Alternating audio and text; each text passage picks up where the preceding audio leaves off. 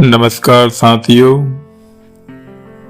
मन की शांति के कारवां को एक कदम और आगे बढ़ाते हुए चलिए सुनते हैं एक और बहुत ही सुंदर प्रेरक प्रसंग, जीवन का अमृत। सिकंदर उस जल की तलाश में था जिसे पीने से मानव अमर हो जाता है। दुनिया भर को जीतने के जो उसने आयोजन किए वह अमृत की तलाश के लिए ही थे। काफी दिनों तक देश दुनिया में भटकने के पश्चात आखिरकार सिकंदर ने वह जगह पा ही ली जहां उसे अमृत की प्राप्ति होती। वह उस गुफा में प्रवेश कर गया जहां अमृत का झरना था। वह आनंदित हो गया। जन्म जन्म की आकांक्षा पूरी होने का क्षण आ गया। उसके सामने ही अमृत जल कल कल करके बह रहा था। वह अंजलि में अमृत को लेकर पीने के लिए झुकाई था कि तभी एक कौआ जो उस गुफा के भीतर बैठा था जोर से बोला, ठहर, रुक जा, यह भूल मत करना। सिकंदर ने कौवे की तरफ देखा। बड़ी दुर्गति की अवस्था में था। पंख झड़ गए थे, पंजे गिर गए थे, अंधा भी हो गया था। बस कंकाल मात्र ही शेष रह गया था। सिकंदर ने कहा, तू रोकने वाला कौन? कौवे ने उत्तर दिया, मेरी कहानी सुन लो।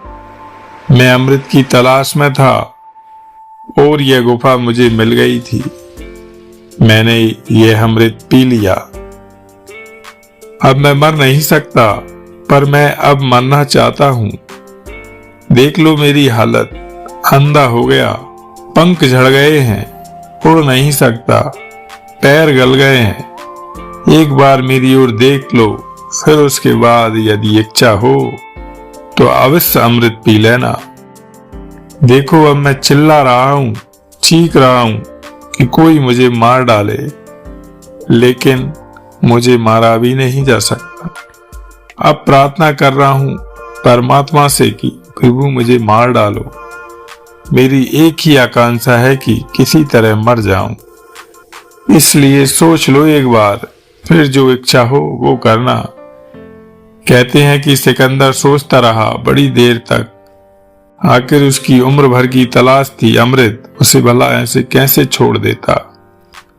सोचने के बाद फिर चुपचाप गुफा से बाहर लौट आया बिना अमृत पिए। सिकंदर समझ चुका था कि जीवन का आनंद उस समय तक ही रहता है जब तक हम उस आनंद को भोगने की स्थिति में होते हैं। इसलिए स्वास्थ्य की रक्षा कीजिए। जितना जीवन मिला है उस जीवन का भरपूर आनंद लीजिए। हमेशा खुश रहिए। दुनिया में सिकंदर कोई नहीं, वक्त सिकंदर होता है। जीवन बहुत छोटा है, उसे जियो। प्रेम दुर्लभ है, उसे पकड़कर रखो। क्रोध बहुत खराब है, उसे दबा कर रखो। भय बहुत भयानक है, उसका सामना करो। स्मृतियां बहुत सुखद हैं, उन्हें संजो कर रखो। अगर आपके पास मन की शांति है तो समझ लेना आपसे अधिक भाग्यशाली कोई नहीं। साथियों, आपका दिन मंगलमय हो। इस सुंदर प्रेरणादायी प्रसंग के बाद आज का मन की शांति का कारवां यहीं समाप्त होता है। कल फिर मिलेंगे एक और नए प्रेरणादायी विचार, प्रसंग, कहानी के साथ। बने रहिए आपके अपने चैनल URTV पर।